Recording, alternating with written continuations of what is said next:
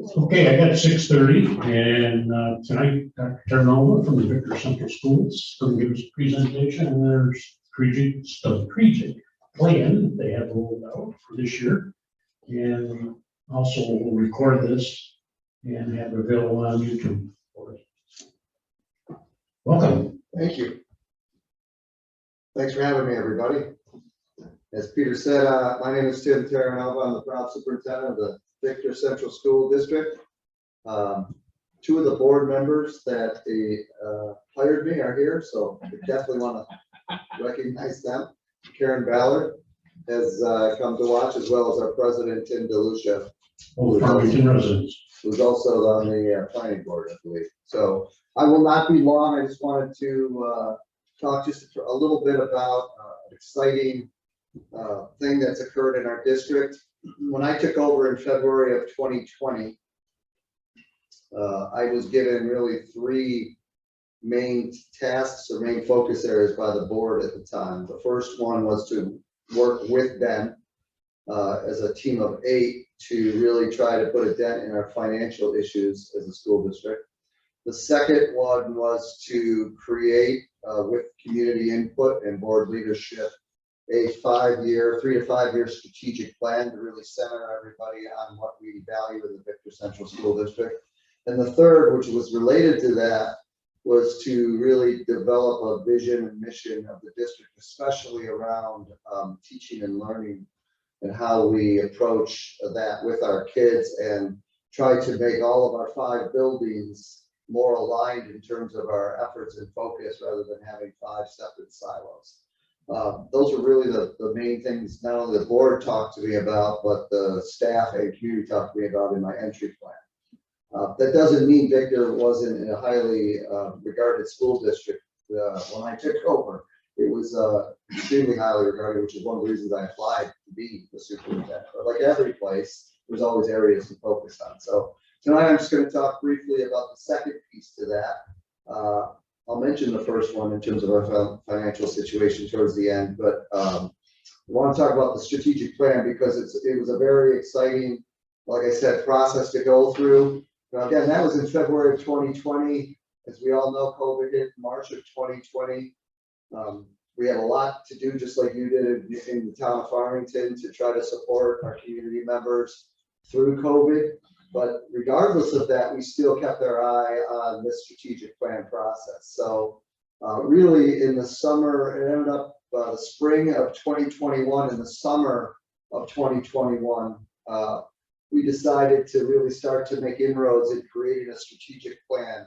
And as you can see from this PowerPoint, it really started with hiring some facilitators from the University of Rochester to help, there are actually 2 retired superintendents, to come in and work with the board and myself on a process to really get as much community input as possible when creating this plan. And the first thing we really wanted to do, and I'll actually skip to the next slide, is gather data from our community, the Farmington Victor community, around what makes the school district great, what are our areas that we want to focus on to make it even better. And that included surveys, which over 1,000 community members took.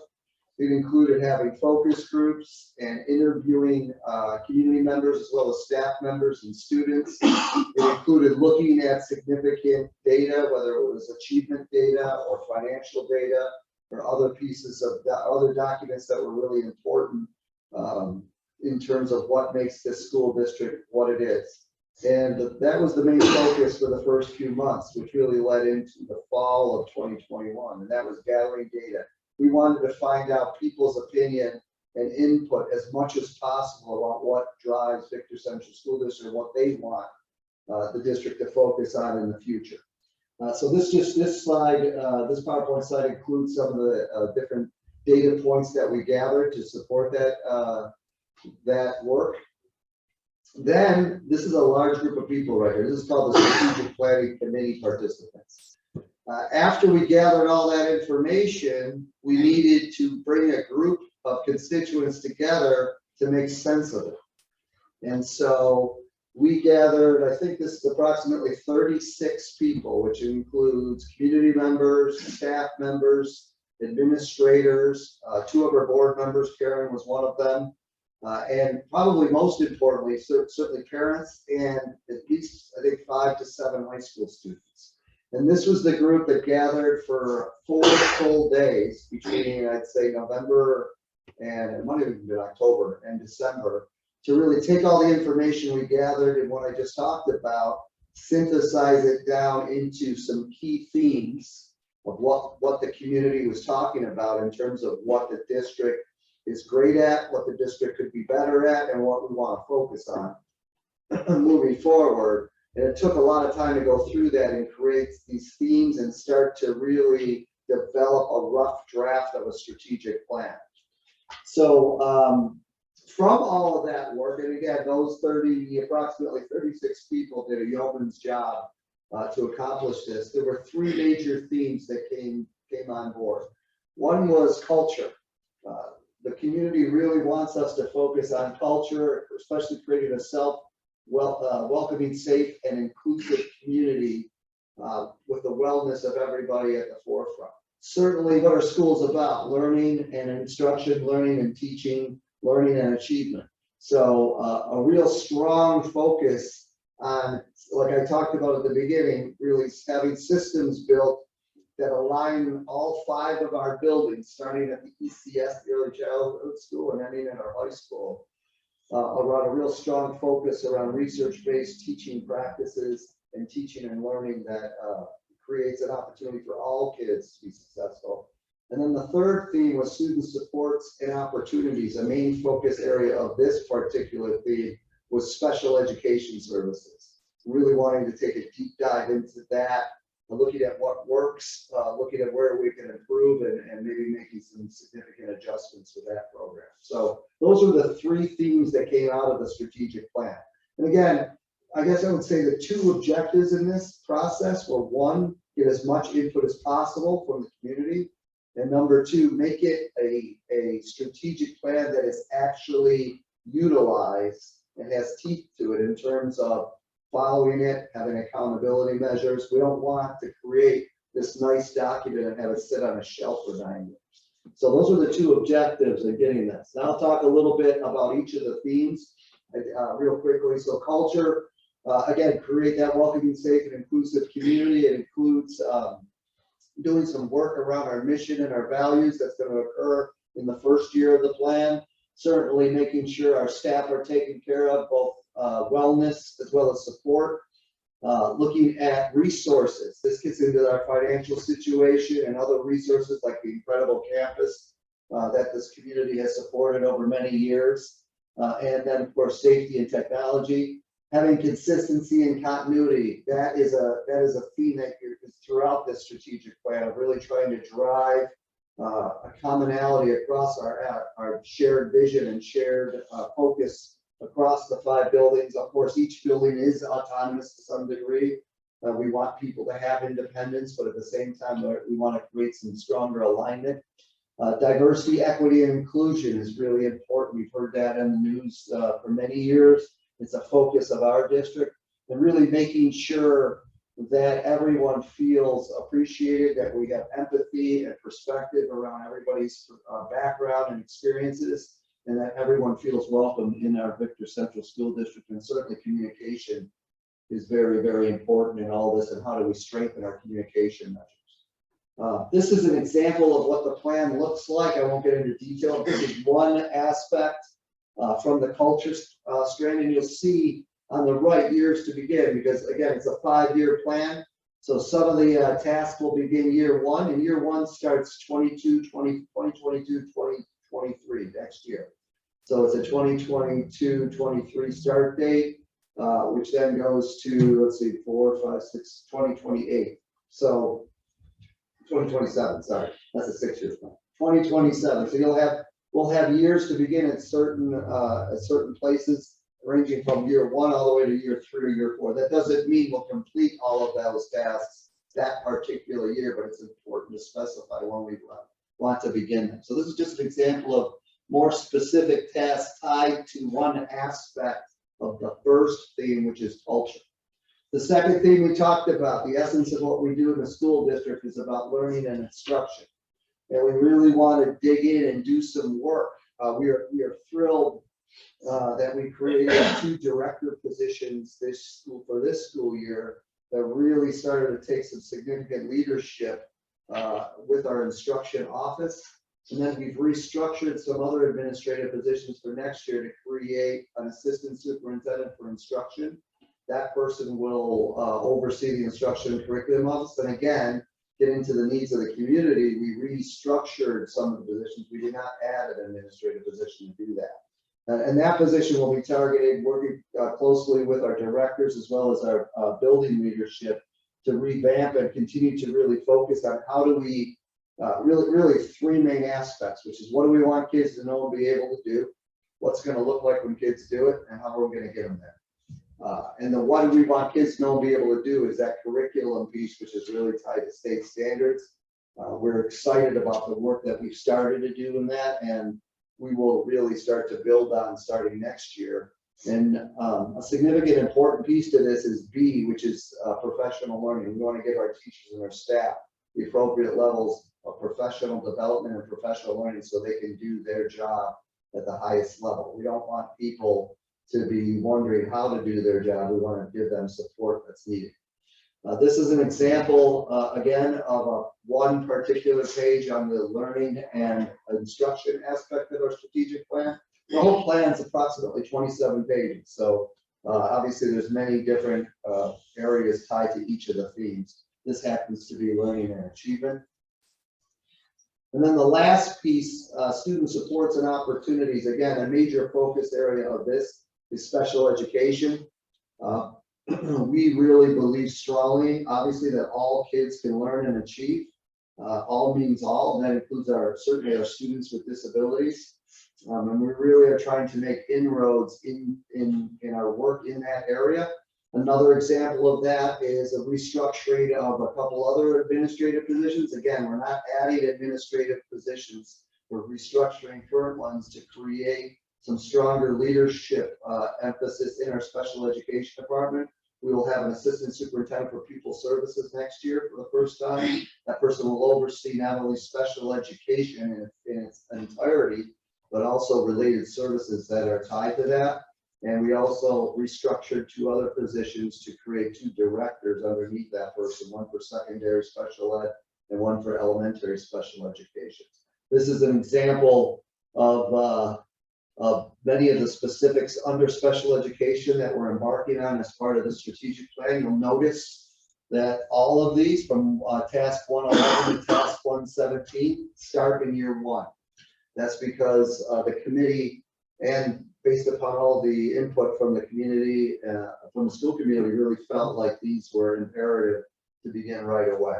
So we do have some significant work to be done in this area, but we feel very strongly that we have a clear roadmap on how to do it, and we're going to start this work. We've already started the work, and we're certainly going to really push into it next school year. So next steps, again, the plan ended up being finalized in February. We were excited to present that to the Board of Education. I can't emphasize enough the leadership of our 7 Board of Education members around this process. Again, when I was hired, it was a major focus area for them, wanting me to lead that implementation. And it's because of that leadership that we were able to really finalize the plan. So we were excited in February to present the plan. I've been presenting it as well as a group of others to a variety of groups across our school district. Tomorrow afternoon, I am doing one for the Rotary Club, and already did the Kiwanis, and of course many other groups as well. So we want to make sure this is out there, and that strategic plan is going to be it's already on our website. We're going to publicize it immensely because that's going to be the map moving forward of what we want to accomplish. Now, how do we make sure that it doesn't get lost on a shelf? The main focus now is taking the year 1 items that we need to really start next school year and turn it into a 1-year management plan. So we're taking the 5-year strategic plan, and then each school year we'll have a 1-year management plan that really gets down into the nitty-gritty areas of specific focus that our leadership staff and our teachers and staff can really dig into. That management plan will also include specific tasks and accountability measures so that we can assess ourselves on how well we achieve these goals. And certainly there'll be multiple updates to our Board of Education, which they're asking for in terms of progress towards the one-year management plan. And again, that one-year management plan is going to be the blueprint. That's going to focus our summer work this summer around what we're emphasizing for the 22-23 school year.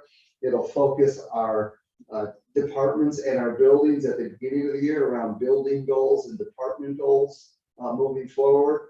And then, like I said, it's a collaborative effort. We're going to work together to see how we do in terms of making progress. We'll have accountability measures for that progress. Do we expect to meet every goal? No. But do we expect to really put our full emphasis on it? And if we are meeting the goals, that's great. If we haven't met some goals, there's nothing wrong with that. We figure out why.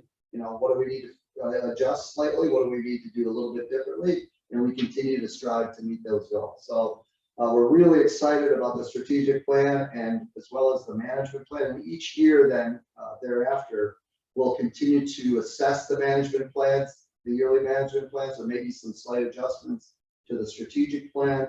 Again, that's going to be a living document that we're going to really follow for the next 5 years. Another positive about this is it's going to drive our resources. So it's already started this year, and it will continue to work for us in terms of creating those yearly school district budgets moving forward. As many of you know, our district has been significantly understaffed in many areas over many years, mainly because of the significant increase in student enrollment over time, over a short period of time, that just drove the needs, whether it's facilities or whether it's personnel, at a sky-high level. And then to try to keep up with those needs was difficult. So, but because of a couple things, because of the immense support of our Farmington Central School District community, we're able to have a more substantial tax levy base to support our kids. And the state aid formula has finally been fixed. What I mean by that is Victor was one of the biggest victims of the freezing of the state aid formula many years ago. So when Victor grew from between 1,500 and 2,000 kids to over 4,000 kids, the state aid formula was frozen right around 2008, which means we were only receiving about 50% of what we were supposed to receive based upon the students we had. And that went on for year after year, which is another reason why we were understaffed. But that has been changed thanks to strong advocacy from this school board, as well as school boards across the state. So now we're receiving close to 80% of what we're supposed to, and the promise, it's a promise from the state, I'm hopeful that they'll fulfill that, is that we'll actually get 100% of the state aid that we deserve. That's been a game changer as well. So because of this work, so for next year's budget, which you'll start to hear a lot more about, the board adopted the budget proposition on April 6th. The vote is May 17th. Our school district is going to add close to a little over 30 positions in our budget for next year to support many of the needed areas that are explained in this strategic plan. But the positive news is because of these different revenue sources, our tax rate is expected to be at the highest 1.83% in terms of an increase for next year. And we're hopeful that that will actually go down. We added between 7 and 9 positions, close to 10 positions this year from last year, and the tax rate actually decreased between last year and this year. Based upon the growth in these two towns and especially the businesses, we expect a significantly low tax rate increase, but our ability to add the positions that are necessary is critical to moving forward with the strategic plan. We don't expect to keep adding this level of positions over the next few years. We're hopefully able to level off over the next couple of years, but it's really exciting to be able to get to the needed areas, whether it's special education, whether it's safety and security, whether it's making sure we have one of the most comprehensive high schools in the whole state, to be able to give those opportunities to our kids. Those are main areas that we really need to continue to fund at staff at a level that's appropriate. So this strategic plan will go a long way in making sure that we're targeted on where we spend our money. So that was my quick update on the exciting strategic plan. I know our district is they're very excited about moving forward and using the momentum to make progress. Are there questions from anybody regarding this plan or the process or anything related to it? Tim, thank you. I know every 3 years I reach out to your office and get the student population numbers so that we can see the growth, and that helps us on the planning side. A lot of people don't realize we have 4 school districts in Farmington, but the majority of the students either go to Canandaigua or Victor Central. And I appreciate our collaboration, Peter. I know we're meeting at least a couple times a year just to go over the state of the town and how things are going in relation to the school district. And certainly one of our major areas of discussion is the population growth. And we have been actually flat with our enrollment over the past 3 to 5 years. But we expect, based upon the growth, especially in Farmington and especially in the areas of the Victor Central School District, that enrollment will go up. We just have to monitor it very closely, but really appreciate your collaboration with our school district. Absolutely. I tell people that there hasn't been 20 students difference over 3 to 5 years, and they don't believe me. So I pull out the sheet that guy sent me. Here's the numbers. They had big classes graduate, and big numbers come in, and it just kind of works out that way. Right. But you're right. You probably see some growth in the next couple of years. There are a lot of young families moving into town, have kids or won't have kids. Any other questions, comments? All right. Thank you very much. Appreciate it. Thank you, everybody. Good to meet you. In a couple of days, we'll actually have it on YouTube. Great. Thank you. Thank you very much.